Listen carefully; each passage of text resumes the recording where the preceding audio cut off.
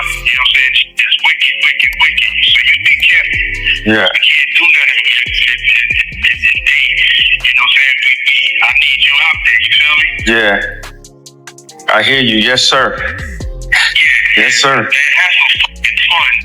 Yeah. Having no fun, and they get behind the mic, have some fun, chop up the samples, get back on your hitman vibe, have some fun, get back to smiling. Yeah. You know, that's really your time, man. You know what I'm saying? Ye, formerly known as Kanye West, has made a surprise appearance at Sean Diddy Combs' criminal trial on Friday. Kanye, why'd you show up today? Is he going to testify? He expressed support for his fellow rapper as he defends against trafficking charges. Where are your hands today, Mr. West? Did you see those?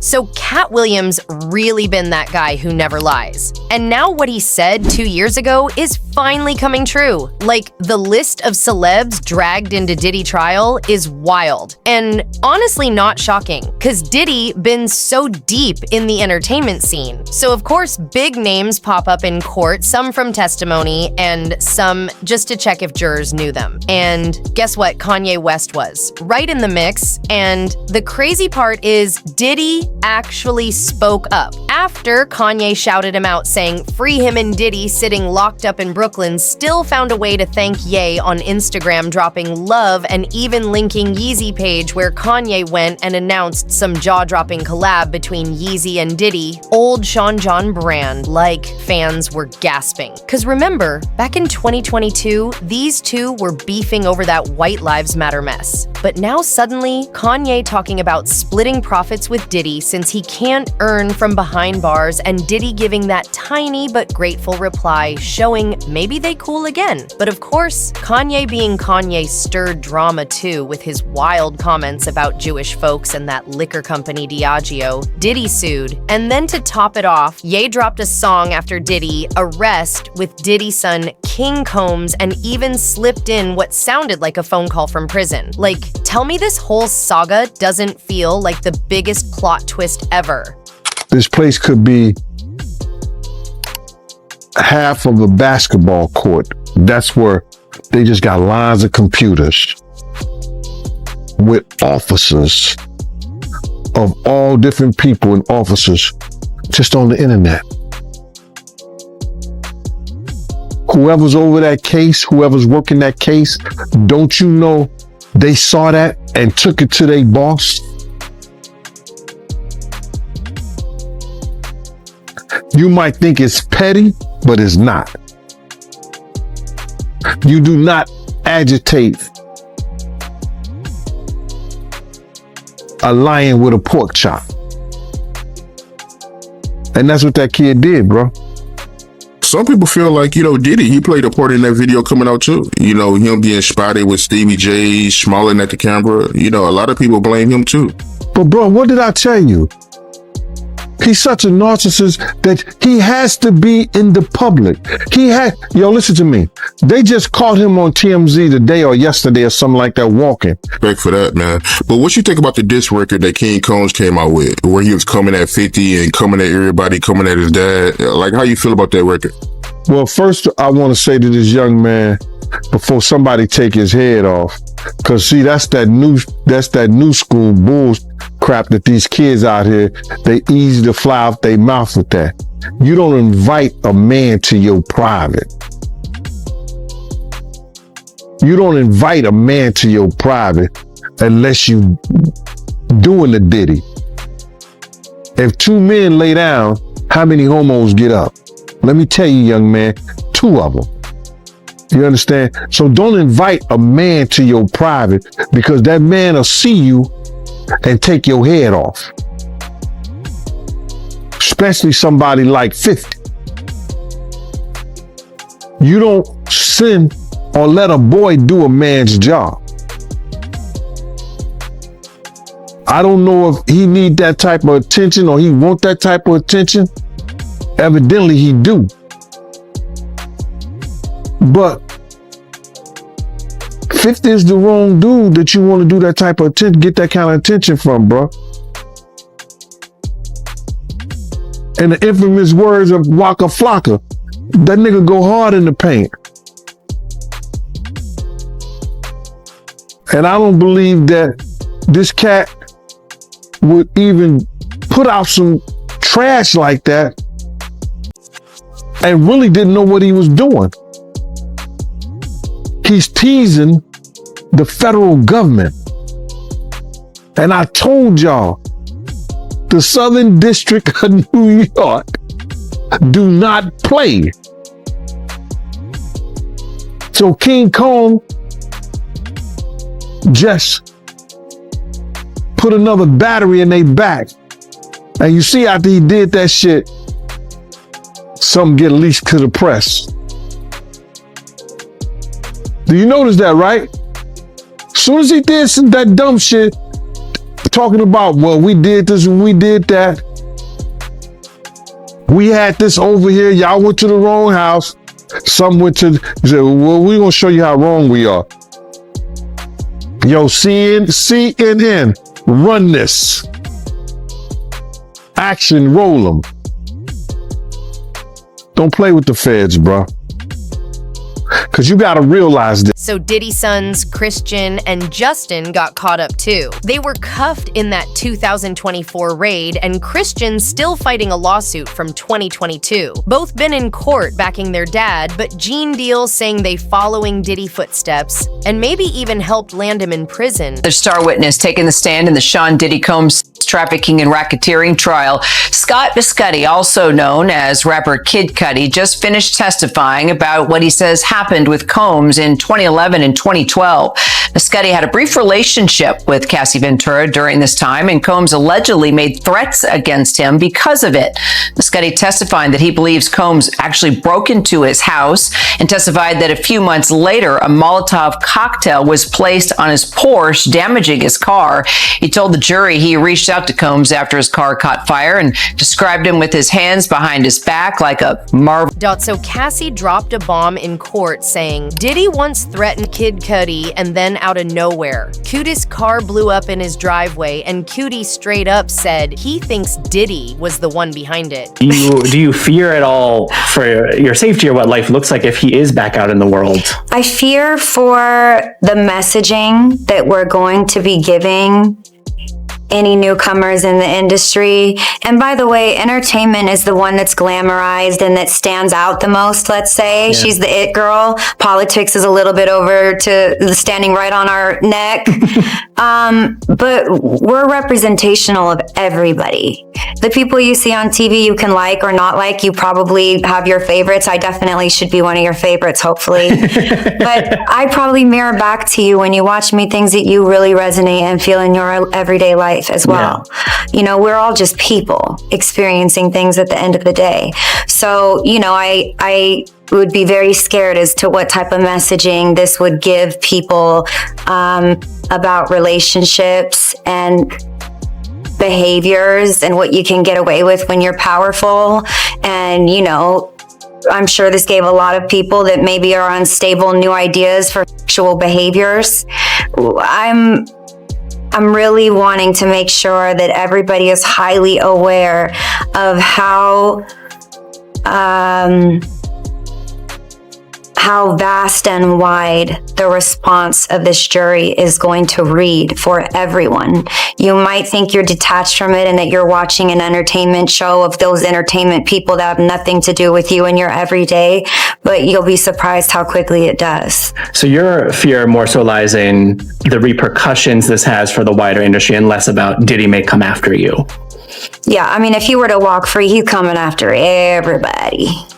Yeah, and in my opinion, I would feel very comfortable suggesting that there would be a lot of danger out there to be had. So Aubrey O'Day never holds back when it comes to Diddy. She been dragging him for ages, saying he messed up her whole path in music and even painted him like a man with no soul at all. Opening of the passing of Kim Porter and getting the book out so people can hear from Kim in her own words. Everything she was tricked into doing, everything she was forced into doing, everything she had to hide that was happening around her, and the moment when she decided, I'm going to do something about it.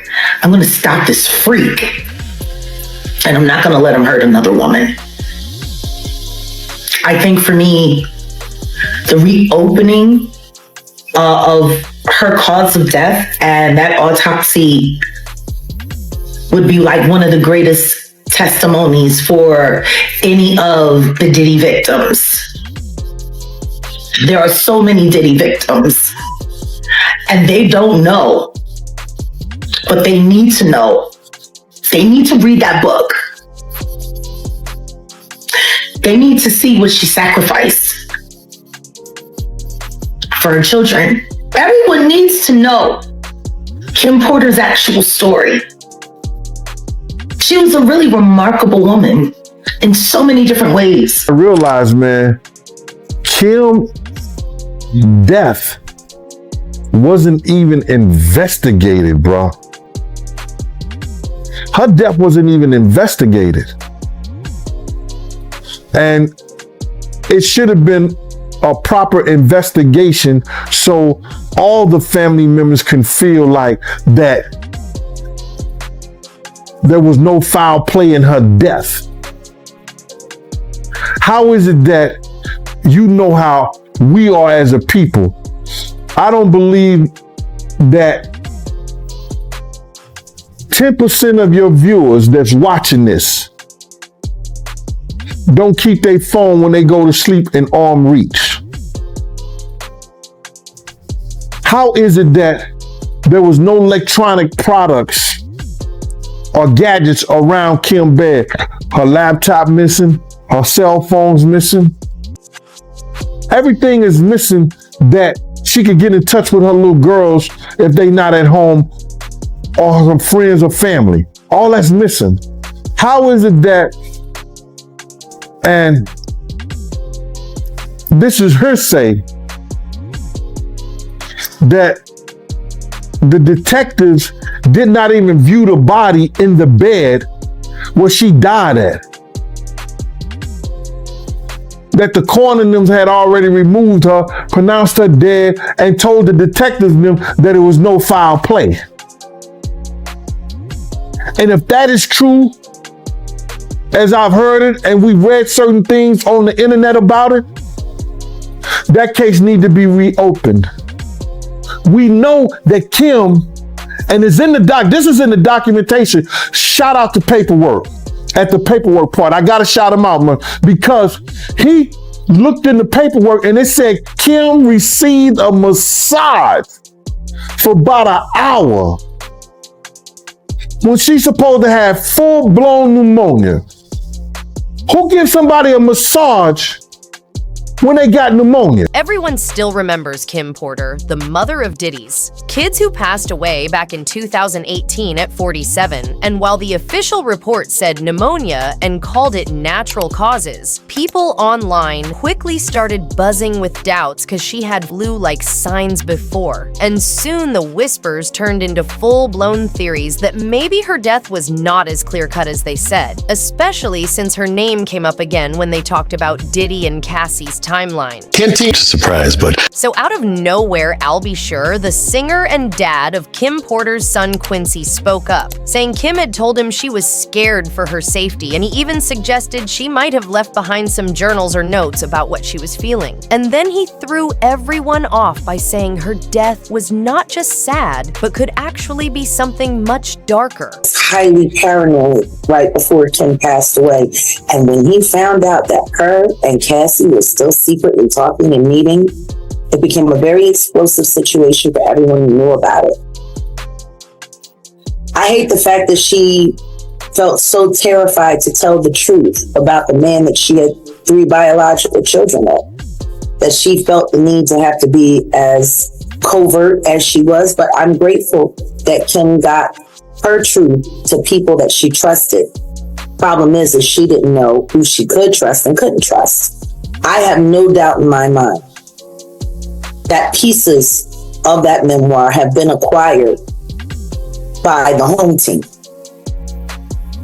And that bad actors were incorporated so that they could put just enough spin to create reasonable doubt in the jury pool. It's a smart play because there is no way that these two people who really had absolutely nothing to do with anyone involved got this much information directly from Kim Porter. It didn't happen. I'm telling you that now. And every person that they have these salacious stories built around are people that Diddy has issues with. It lined up too good in his favor when you really think about it. And if I were him and I had a team of PR agents, the first thing that I would have done is let's get our hands on a piece of the book, get as much as we can. We'll take as much trash as we can, throw it around it, and put it out there. So the rumors went wild when a book popped up called Kim's Lost Words, A Journey for Justice that claimed to come from her own private writings saying she was mistreated and scared for her life before she passed. And while the media jumped on it, her family and people close to her said it was fake and just someone trying to cash in, and Diddy's lawyers called it disgusting too. But then Jaguar Wright stirred the pot even more by saying maybe Diddy himself put that book out for his own shady reasons. To New York City, and I lived with Sean Puffy Combs for a year. That's the crazy thing. Now that was L.A. Reid's idea, right? We're sending you over to something called Puffy Flavor Camp. There you go. To learn Flavor Camp. Yeah, Flavor that's Camp. what it was called. And you're going to go to Puff Daddy's. He's going in the 90s. Do you understand what that's like? Puffy's place was like just filled with chicks and orgying like nonstop, right? No, not really. I mean, but hey, it was curious. I got a chance to see some things. Yeah, but you were 13. What were you seeing? I went there to see the lifestyle, right? And I saw it, and it was, but I don't know if I could indulge and understand what I was even looking at. It was pretty wild. So nobody tried to, some woman didn't come along. I didn't say that. Okay. I didn't say that. What I did say is that there were very curious things taking place, and I didn't necessarily understand it. Biggie Smalls was there. Biggie Smalls was there. Lil' Kim, Craig Mack. All these people are hanging around. Yeah, man. Faith Evans, Jodeci, Mary J. Blige. They didn't know nothing about this. Oh. I was having a good time. You know what I mean? Does he have you doing any chores? Are you doing dishes at all? I mean, to keep you humble somewhat? Or are you just like, can you stay up till 4 a.m. with them and party? I mean, I could. I actually stayed up longer than them. And what do you have money? What's going on? I mean, I had like per diem. I had like, what like a living. life. Yeah, it's pretty crazy. 14 years old. You're a dad now. Would you ever send your kid to Puffy Camp? Back in the trial, another big name tied to Diddy was Usher, who actually lived with him when he was only 13 trying to break into the industry. And Usher later said he picked up major lessons about hustling and creating during that time. But people still talk about that old Howard Stern interview where he laughed that no parent should ever send their kid to what he called Diddy's Flavor Camp because of the shady things that were happening. He'd been trying to get to Bieber for a minute, and his management was backing him off. But it wasn't until Usher took over management and had guardianship and gave temporary guardianship to the diddler for 48 hours. Think about that. He'd already been to the hospital. That situation that Gene was talking about. And you still took Bieber there. But you got custody of him first. Diddy had already tried. They wouldn't let him. Actually, someone made reference to the fact that Diddy trying to get at Bieber the way he was trying to get at Bieber was looking a little predatory. And then Usher came in and discovered it and managed him and got custody of him and promised to look after him. And then he sent him to the diddler. Does that sound like a good guy? It's horrible. Does that sound like a good guy? Now that we know what Diddy's really like. They're not seeing what the intentions was in his heart when he took Justin Bieber there. Oh. Let's be honest.